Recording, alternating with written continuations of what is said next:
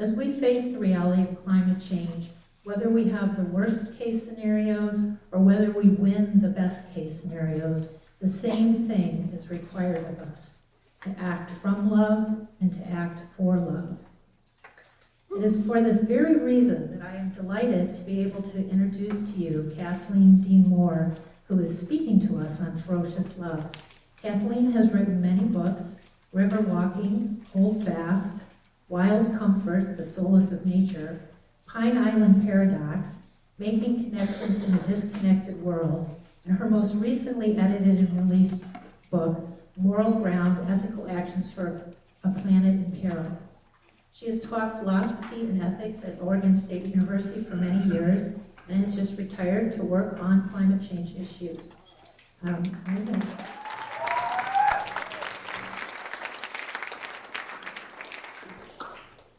I had only seen the article in Sun magazine, If Your House is on Fire, by her, until I heard her speak in February.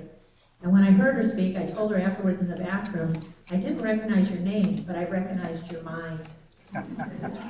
And the reason I say that is there is a humor, even about climate change, an insightfulness, and a deep love that is simply a treat. I give you Kathleen Dean Moore.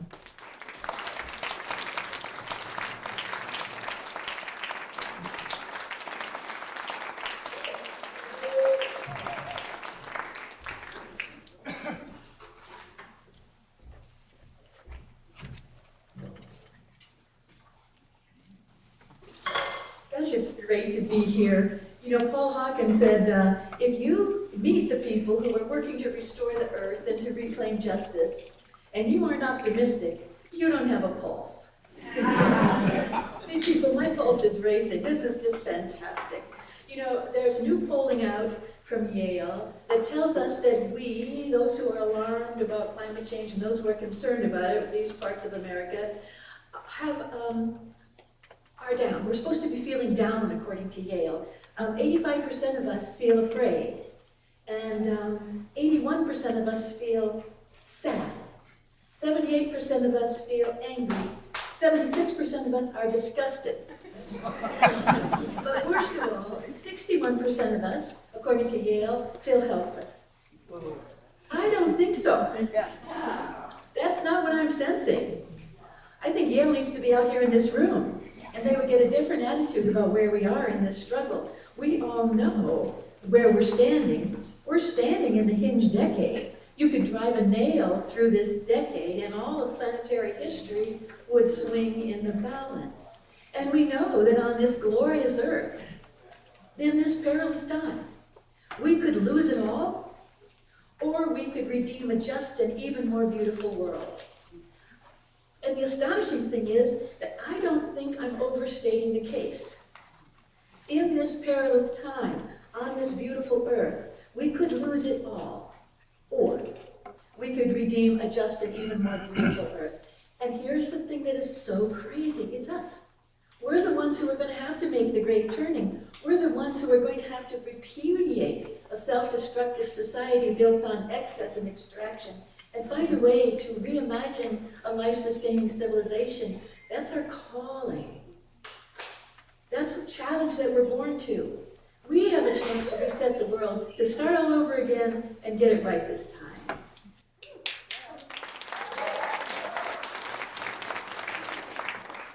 So we ask ourselves, why us? I've heard people say this, why me? Why us? I also would have preferred to have lived in a time before climate change. I would like to live in the time just after modern dentistry and just before atomic weapons. But that's not the choice that is given to us. Why us? I think the answer comes from Clarissa Estes. She said, because we were made for these times. Yes, she wrote, for years we have been learning, practicing, been in training for, and just waiting to meet on this exact plane of engagement. I recognize, she says, a seaworthy vessel when I see one. There have never been more able vessels in the water than there are right now across the world, and they are fully provisioned and able to signal one another as never before in the history of humankind. There will always be times when you feel discouraged, she writes. I too have felt despair many times in my life, but I do not keep a chair for it. I will not entertain it. It is not allowed to eat from my plate. I hope you will write this on your wall. When a great ship is in harbor and moored, it is safe, there can be no doubt. But that is not what great ships are built for. You people are a great ship, and we are under sail.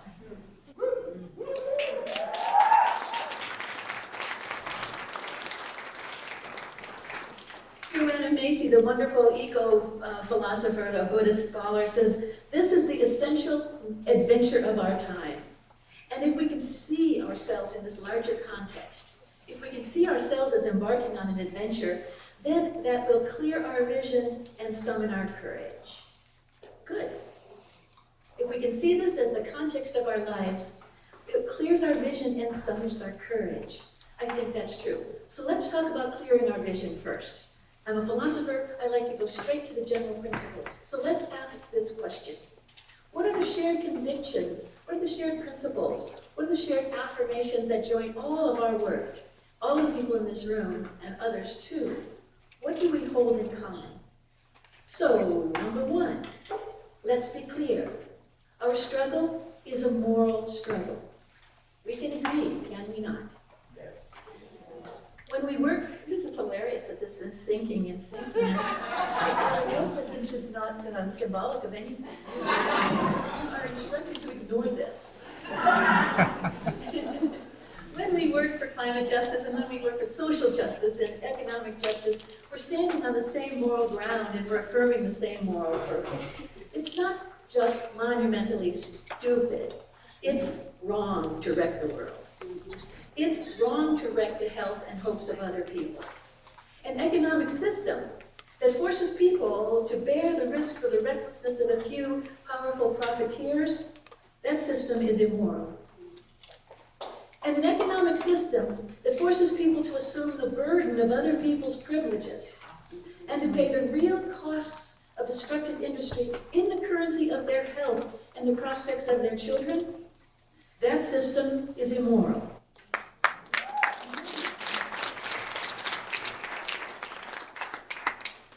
And when to enrich a powerful few, that system threatens to disrupt the very systems that support life on Earth, that's moral monstrosity on a cosmic scale. People are bullies. Now, I'm going to get past the name calling, I promise you, I know. But when they're building their private wealth, what they're doing is building it on the backs of those who have no voices to speak in their own defense. That's bullying. And who are these people who can't, or who are these beings who can't speak in their own defense, but who are bearing the brunt of it? They're plants and animals, for God's sake, the bleeding earth. They're future generations who do not have the voice to speak in their own defense. They're marginalized people, people on the geographic margins of the continent and people on the economic margins of the economy. They're newborn babies, they're innocent children. You know, I was at a meeting of the Environmental Journalists, Society of Environmental Journalists, and I happened to walk out just at the same time as the gentleman walked out who was there representing the American Petroleum Institute. And I thought, oh good, this is my chance. Just the two of us. He's a huge man, shaved head, big overcoat, all the way to the ground. And I said to him, so, do you have children? He knew exactly where I was going with that. And he loomed over me with his finger in the air and he said, don't you ever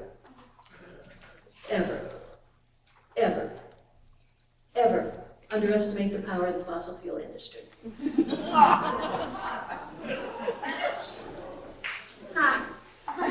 You know, injustice is so fragile, isn't it? These huge assemblies of fragility are just waiting to be crumbled.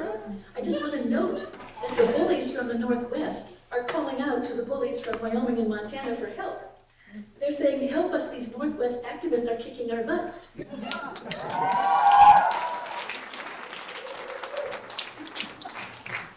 And if you want your coal and your oil to go through the Northwest, you better get out there and help us. Number two, let's be clear, we can agree can we not, that all injustices are connected? We know this because we're here to connect the dots on this map of dysfunction and injustice. Climate change, toxic neighborhoods, financial recklessness, jobs despair, concentrated wealth, pointless war, they're all connected to a central social pathology, which I submit is the buying and selling of elections.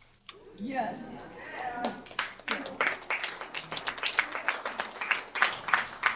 We've got a futures market in politicians, just as robust as the futures market in pork bellies. And you know, Plato predicted this.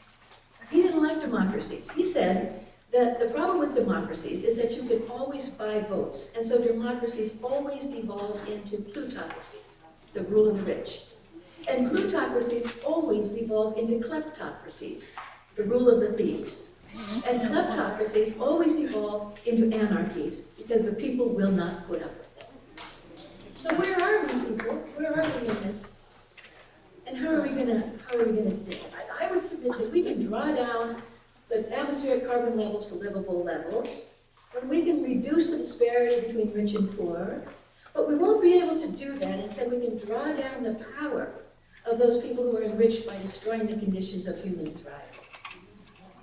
The lines that connect climate change and jobs and environment and food insecurity and education and health and justice are strong. You know this. And so let me suggest that the time has passed for an environmental movement. And the time has passed for a climate change movement. And the time has passed for a social justice movement. And the time has passed for an isolated grassroots movement. We stand on ground that trembles with tectonic movement. And that tectonic movement is what we need. And that's what you're creating here. Because along all the fault lines, the straining fault lines of our civilization, we can feel the forces of justice and sanity and cultural thriving coming together into the big one. The coming together of all of us who care about the future and don't want to gamble it away. And it's the big one that's going to shape the world. Number 3.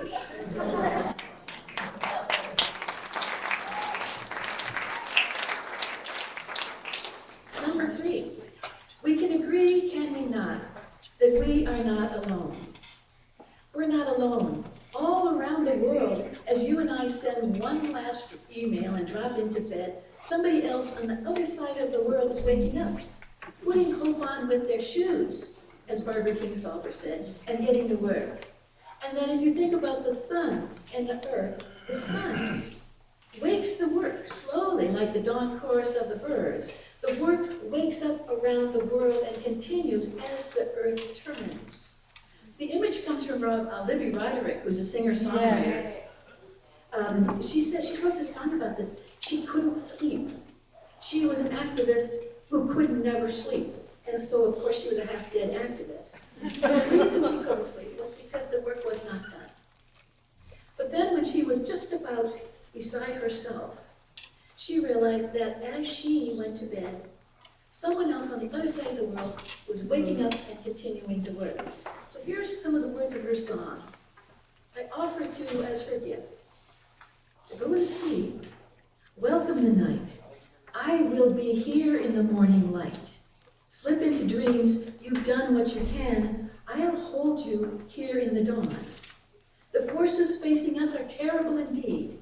My hope may flicker in the night. But in the morning I will plant another seed, and while you sleep, it seeks the light.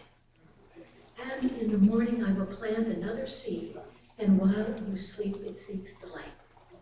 We are all in this together. And as the light moves around the world, it is raising the fruits of these seeds. Number 4, let us be clear. We can agree, can we not, that this work... You see how we just have to keep lifting ourselves?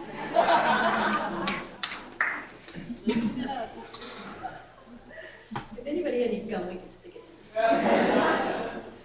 We can agree, can we not, that this work is the work of ferocious compassion. I want to be clear here, and I also want to be very careful. Our struggle isn't against climate change, is it? Our struggle isn't against injustice. is it?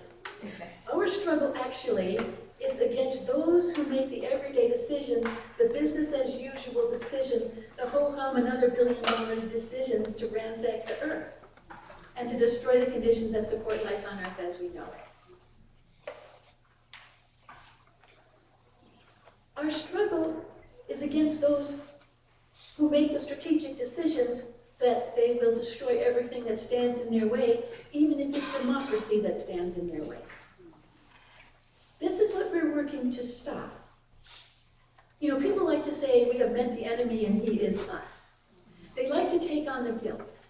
And I would say that this is the greatest triumph of big oil, that they've been able, even as they externalize their costs into the atmosphere, even as they externalize their costs into the river, they have been able to externalize their shame onto us.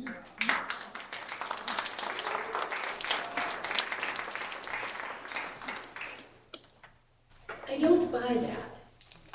I don't believe that they are simply responding to public demand. I believe that they are doing everything they can to create public demand for fossil fuels, even as they work so hard. A new announcement came out in the New York Times today, even as they work so hard to stop us from having any alternatives. And if you're looking for evidence, look in the New York Times story about the Koch brothers' new campaign to stop solar power at the local level. The big struggle then, even as we identify whom the struggle is against, the big struggle is to retain our humanity. And this, I think, is what you people are telling us, is that this work has to be done with love. But once again, let's be clear. This isn't kind of Hallmark love. This isn't some kind of love. This love is what the Buddhists call fierce compassion. And I think we need to learn more about that. But I say I love the earth, and I say I love its creatures. I say I love children. I say I love justice. But I can't claim to love any of those if I don't protect what creates them. So what we're calling for, I think, in this struggle, even as we work so hard to change behaviors, even as we work so hard to maintain our humanity, what we're calling for is a fierce, ferocious, and creative compassion, the absolute determination that what we love won't be allowed to pass away. I'm talking about a sacred trust, not Valentine's. I'm talking about a sacred trust. To love a person, to love a place, to love justice, is to affirm the absolute worth of what you love and to pledge your life to its thriving, fiercely, faithfully, for all time. So the question each of us needs to ask ourselves is, what do I love too much to lose? What do I love too much to lose? The answer to that question will tell you what the work is that needs to be done. So, number 5. How am I doing here? Not very well. How many? Oh, I can do this. Number 5, let's be clear. We can agree on this, can we not? That hope is not necessarily, our hope is not necessarily that we can save the world, but that we can do what's right. And I think we need a fundamental shift in that so that we aren't dragged down by despair.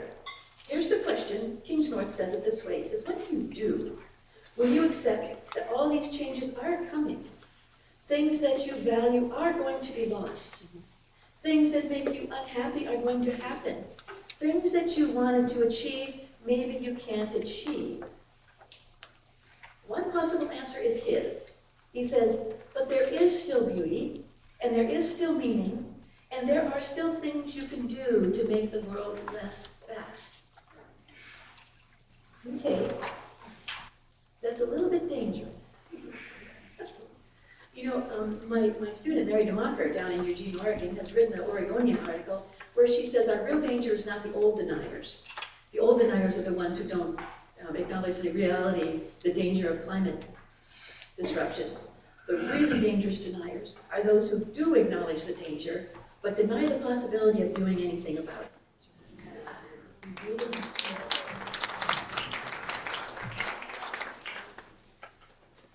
So this involves us in this really quite a terrible dilemma, but it's a false dilemma. On the one hand, we have the moral abdication caused by blind hope. You know, everything's going to be fine, there's nothing I can do about it, so I don't have to do anything.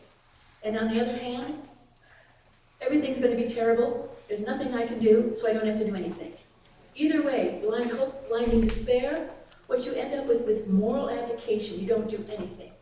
But you see the fallacy, because between these two alternatives is this broad moral ground that we can call integrity. A matching between what we believe is right and what we do. So we're called to live gratefully because life is a gift, not because we can save the world, maybe we can't. We're called to live reverently because the world is sacred. We're called to live simply because we don't believe in taking more than our fair share. We're called to act lovingly because we love this world. And this means a tireless, maybe tragic defense of what we love against those who would wreck them. And so we reclaim our values as acts of resistance. And we make our lives into works of art that embody our deepest values. That, I believe, is our response to despair. So my friends and I, 3 women, were out in the woods. We had gone there quite intentionally to work with our sorrow, to try to figure out how we go on in a world filled with so much sorrow.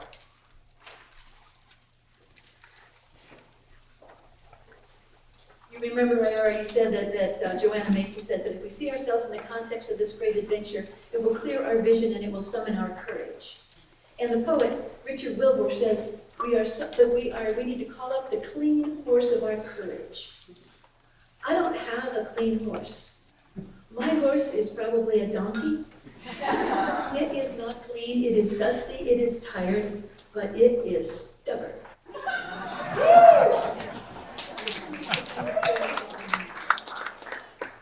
So here we are in the woods saying, how are we going to keep up the courage to do this work? Well, the first thing, of course, we did as we tried to summon our courage was to cry. The next thing we did was to make a list. So I want to close today by offering you my list. We will have faith in the power of small good deeds. We will pray in gratitude, not in supplication. We will not say, dear God, give me strength. We will pray, thank you, God, for the strength you have given me. We will not enlist in any war against the earth, not in our work, not in our investments, not in our groceries, not in our homes, not in our play. We will claim our values as an act of resistance. What diminishes or dishonors them will find no place in our lives. We will stand as solid as rocks in a river, knowing that the stronger and faster the current, the more difference a single stone can make. We will make a moral decision to be hopeful.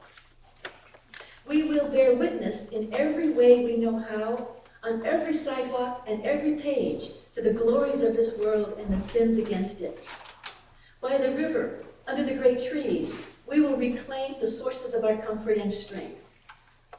We will understand that we are the sons and the daughters of the earth, pulled from her spinning surface. And so we will take on the duties of the moon. We will not look away. The shadow of the earth will pass over our faces, but it will not erase us. At the edge of that moving shadow, our faces, our characters, will be most clearly seen. We will reflect the light that comes to us from the darkest spaces of the night. This is what we were born to do. This is the work that we begin now to do together. Thank you.